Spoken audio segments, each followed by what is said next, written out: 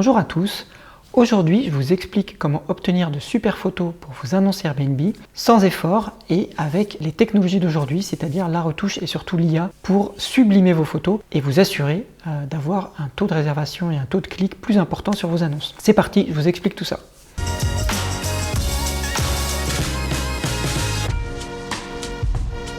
Alors la première étape à ne pas négliger quand on veut faire ses photos d'appartement ou de maison pour son annonce Airbnb, c'est la prise de photos. Et pour la prise de photos, je dirais qu'il n'y a pas vraiment de règles. Certains vont dire qu'il faut passer par un photographe professionnel, ce qui est bien évidemment si vous en avez les moyens, soit autour de 150 € si vous voulez faire cette dépense qui n'est pas forcément énorme. Autour de 100-150 € pour un appartement, peut-être un peu plus pour une maison, ça dépend de la taille de votre maison. Donc ça, c'est sûr que ça vous assure de bonnes photos.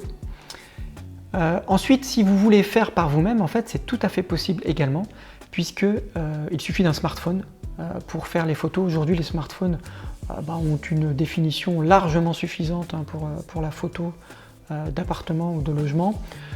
La seule chose à retenir, c'est qu'il faut quand même un smartphone avec un appareil photo de qualité, d'une qualité minimum, mais bon, aujourd'hui, beaucoup d'appareils sont très bien.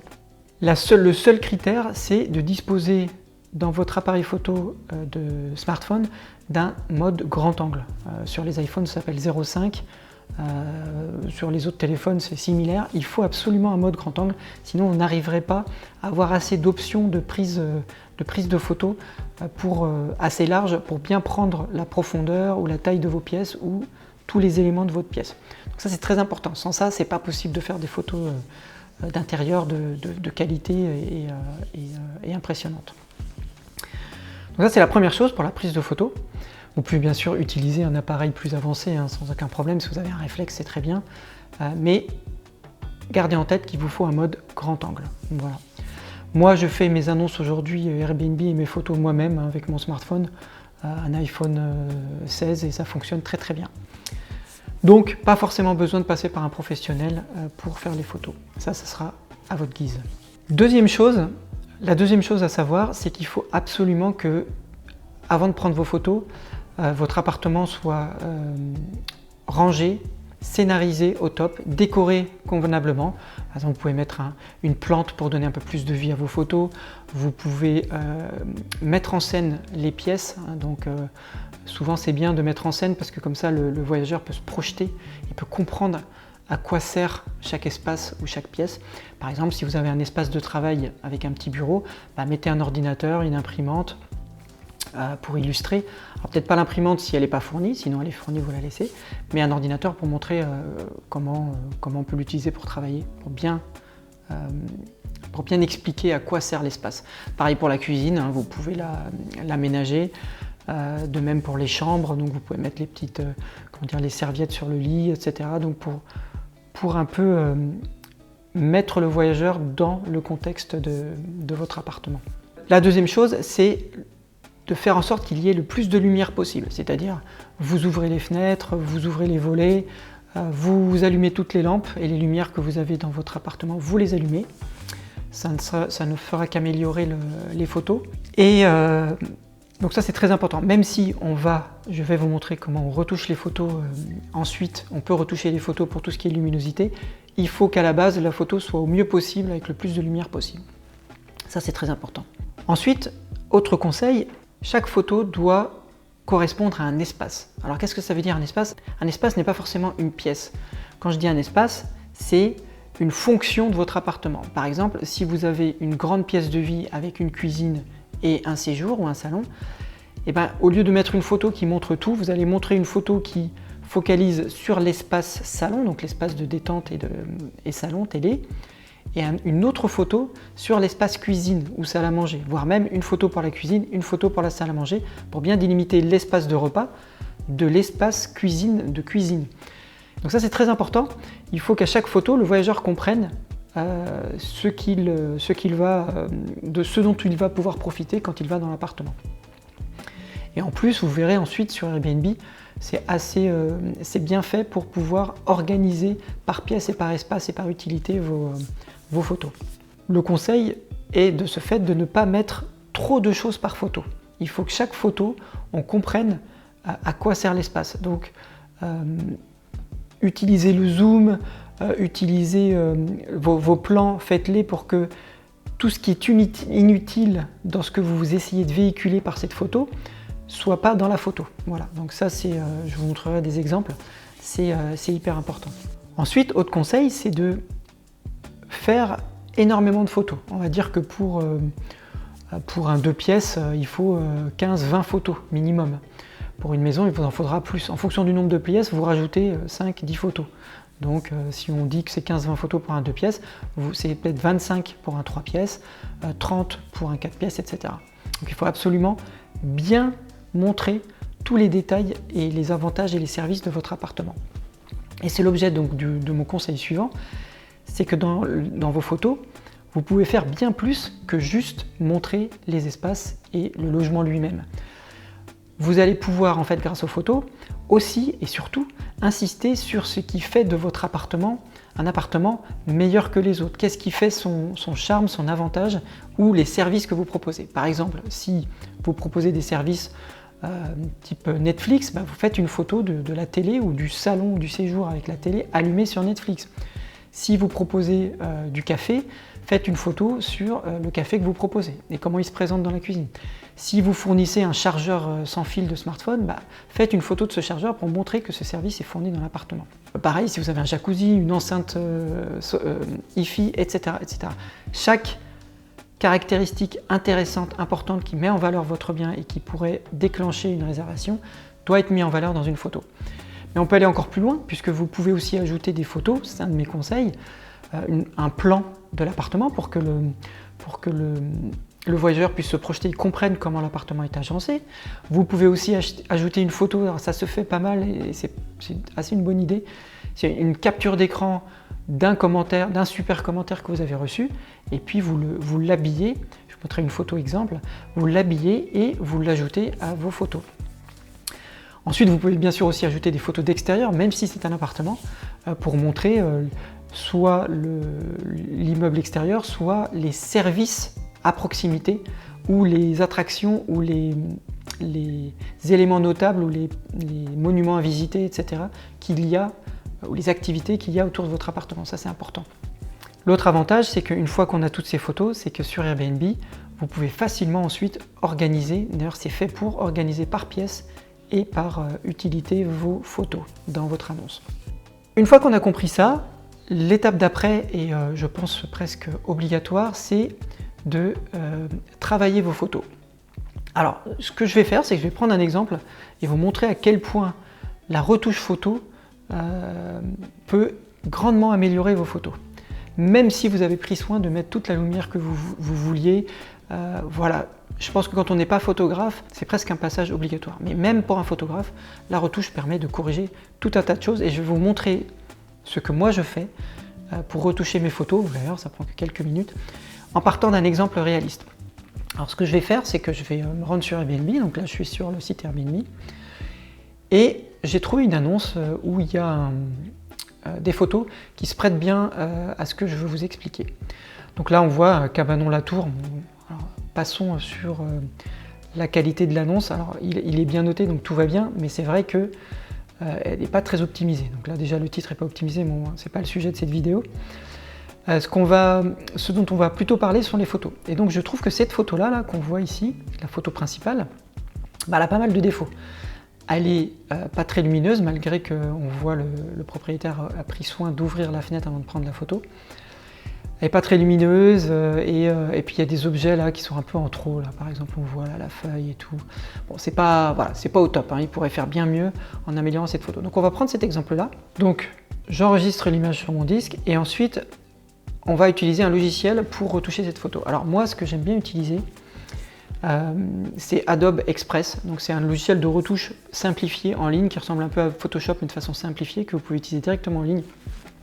Je crois qu'il y a une version gratuite et une version payante. Alors je ne sais pas exactement ce qui est inclus ou pas inclus dans la version payante, vous pourrez aller voir. Mais vous allez voir, les choses que je vais faire avec ce logiciel sont faisables avec d'autres logiciels. Donc ce n'est pas limité à ce logiciel-là, c'est pour vous montrer en tout cas les fonctionnalités qu'on peut utiliser aujourd'hui avec la retouche photo pour améliorer les photos. Donc pour cette photo-là, Je vais me rendre sur Adobe Express. Je vais faire charger à partir de mon contenu. Donc je vais charger la photo en question dans le logiciel. Donc là, on a la photo. Et ensuite, on voit que déjà, on a tout un tas d'options d'amélioration. Alors la première chose à faire, ici, c'est d'améliorer un peu la... On voit bien, hein, c'est sombre, ça donne pas envie. Donc on va améliorer la luminosité de la photo. Donc on va aller dans Réglages. On va tout simplement modifier la luminosité de la photo. Donc ici, je vais rajouter de la luminosité. Donc là, on voit tout de suite que ça améliore nettement la photo. Alors, il faut faire un peu au jaugé, donc il ne faut pas non plus que ce soit exagéré. Mais vous voyez, là, je suis déjà à 65 et on arrive à quelque chose de beaucoup plus sympa. Là, on a l'impression déjà qu'on est plus en vacances au soleil. Ensuite, ce que je vais faire, c'est que je vais jouer sur les tons foncés. Vous allez voir, ça a un effet assez bon. Donc là, si on a des tons trop foncés, il suffit de les éclaircir et ça améliore encore. Vous voyez, là, si je fais ça, le canapé passe très sombre, alors que si je fais ça, hop, ça améliore les zones sombres en fait de la photo, ce qui est aussi très bien. Donc là, je peux même réduire un peu la luminosité, mais améliorer les zones sombres. Voilà, je suis à 60. Ensuite, autre chose que j'aime bien faire, c'est améliorer la netteté, parce que ça donne, comment dire, plus de cachet à la photo, plus de précision. Donc là, vous voyez, si j'améliore la netteté, on voit mieux les éléments et le flou disparaît. Donc, alors, il ne faut pas exagérer la chose. Donc, vous voyez, là, si j'exagère, donc là, ce que je vais faire, c'est que je vais trouver un point. Et si je fais rien, voilà ce que ça donne. Là, si on regarde les tiroirs dans le fond, ils sont très flous. Et si j'améliore, là, on voit que ça s'améliore. Pareil pour le tabouret devant. Donc, il faut un minimum, on va dire que, allez, ça c'est une vingtaine, c'est bien. Voilà. Et puis, c'est à peu près tout. Ensuite, je reviens. Voilà la photo. Donc, pour vous montrer avant, après, avant, après. Vous voyez, la différence est quand même impressionnante. Ensuite, autre chose, c'est vrai que sur cette photo, alors quand on prend des photos, on ne fait pas forcément très attention à ne pas trop laisser de choses qui vont aller encombrer ou finalement faire moche dans la photo. Ici, on voit qu'on a plusieurs éléments. Alors, je vais zoomer un petit peu. Ici, on voit qu'on a plusieurs éléments là qui sont vraiment, enfin, ils sont pas très beaux, quoi. Là, on a oublié d'enlever le papier. Et puis, ce papier dit pas grand-chose, c'est même pas le guide de l'appartement. Donc, ce qui est génial, ce qu'on peut faire aujourd'hui, c'est qu'avec l'intelligence artificielle, donc avec l'IA, on peut supprimer des objets. Donc là, je vais dire, je vais supprimer un objet. Donc là, je vais régler la taille du pinceau de suppression. Alors, mon conseil est toujours de mettre un pinceau de la taille de l'objet. Parce que sinon, l'IA ne fonctionne pas très bien, parce qu'il ne comprend pas bien ce que vous voulez supprimer. Donc là, ce que je vais faire, c'est que je vais mettre vraiment de la taille du papier. Hein. Donc je vais augmenter, parce que là, je peux le passer dans un cercle. Et je vais faire ça et supprimer. Et là, normalement, en quelques secondes, le logiciel va supprimer la feuille de papier de la table. Et vous voyez donc le résultat. Alors la première n'a pas trop fonctionné parce qu'il reste un petit morceau, alors que la deuxième, elle par contre, est plutôt propre. Je pense que ça suffit. Bon, après, on pourrait retoucher ce petit élément, mais là on ne verra pas la différence hein, si on repasse en mode global. Hop. On voit que là, c'est beaucoup mieux. Donc on va retirer également le deuxième. On va faire conserver et on va retirer le deuxième objet en réduisant un peu la taille du pinceau. Donc là, je vais mettre 1 et je vais retirer cet objet-là. Hop, supprimer. Voilà, là, on choisit un peu la meilleure image. Bon, celle-là, elle semble très bien. On va faire conserver la photo. Et là, on voit que c'est quand même beaucoup mieux puisqu'on a supprimé en fait ces deux objets-là. Autre chose qu'on peut faire et qui est assez magique, c'est qu'on peut également ajouter des objets. Et ça, c'est top. Je vous ai dit tout à l'heure que d'ajouter par exemple une plante avant de prendre vos photos, ça embellit la photo, ça lui donne plus de vie. Donc si vous avez oublié de mettre une plante, eh bien, vous pouvez l'ajouter ici. Ce n'est pas un élément qui sera majeur dans l'appréciation du voyageur, puisque une plante, vous pouvez la mettre, vous pouvez l'enlever, mais au moins pour la photo, ça va l'embellir. Donc ici, on peut le faire, c'est-à-dire qu'avec la magie de l'IA, on peut ajouter la plante a posteriori dans notre photo. Donc ici, on voit bien que sur la table, ça serait vraiment sympa et vraiment joli de rajouter une plante ici au milieu de la table. Donc je vais cliquer insérer un objet et je vais dire ajouter un pot de plante de taille plutôt grande avec une plante composée de grandes feuilles. Voilà, et donc je vais redessiner la zone. Je monte en fait dans la zone pour bien montrer que la plante peut monter. Voilà, insérer. On va voir ce que ça donne. C'est pas mal du tout parce que cette fois on obtient des plantes beaucoup plus sympas. Donc ce qu'on va faire, c'est qu'on va garder, celle-là n'est pas très belle, on va prendre celle-là tout simplement et conserver. Donc, vous voyez que ça rend plutôt pas mal. sans trop de défauts hein, qui montreraient que c'est de l'IA. Donc là, si je fais conserver, fermer, et voilà la photo. Donc là, on a la photo avant, là, on a la photo après. Avant, après, avant, après. C'est quand même beaucoup plus sympa et ça marche plutôt pas mal. Voilà, donc ça c'est à peu près les paramétrages. Alors c'est rare qu'on ait besoin de rajouter des objets, mais au moins je vous ai montré comment ça fonctionnait.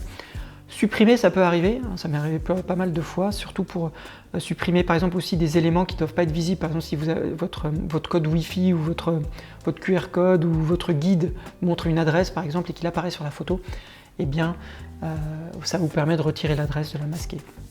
De même pour des prises gênantes ou des éléments qui n'ont pas lieu d'être 100% du temps dans la pièce.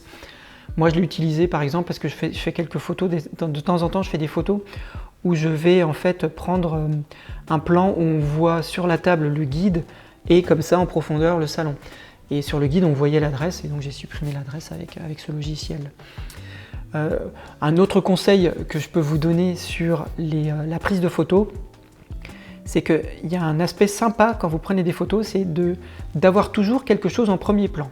Par exemple, si vous prenez une photo de votre salon et que vous avez une plante avec des feuilles, vous vous positionnez juste derrière la plante, donc on va voir une partie des feuilles et vous prenez le salon derrière.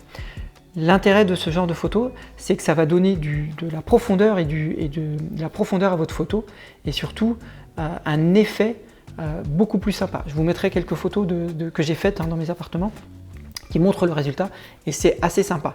Même chose si vous photographiez une chambre, si vous avez une plante qui vient décorer votre photo en premier plan, ça donne un effet incroyable et une meilleure photo.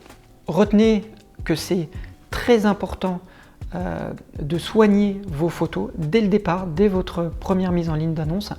Ça va jouer énormément dans le taux d'affichage et le taux de conversion des clics vers votre annonce. Quelqu'un qui ne clique pas pour aller voir votre annonce, il est sûr qu'il ne réservera pas. Donc ça va jouer dans le taux de clic, donc dans l'accroche au début, donc il faut très bien choisir sa photo de couverture. Et ensuite, évidemment, ils vont aller regarder toutes les photos, donc ça va également aider évidemment à la réservation. Voilà, si vous avez des questions, des commentaires, vous n'hésitez pas. N'hésitez pas également à vous abonner. Je vais encore poster beaucoup de vidéos sur mes tips et mes astuces et mes conseils pour avoir une annonce Airbnb ou de location saisonnière au top. Merci à tous et à la prochaine vidéo.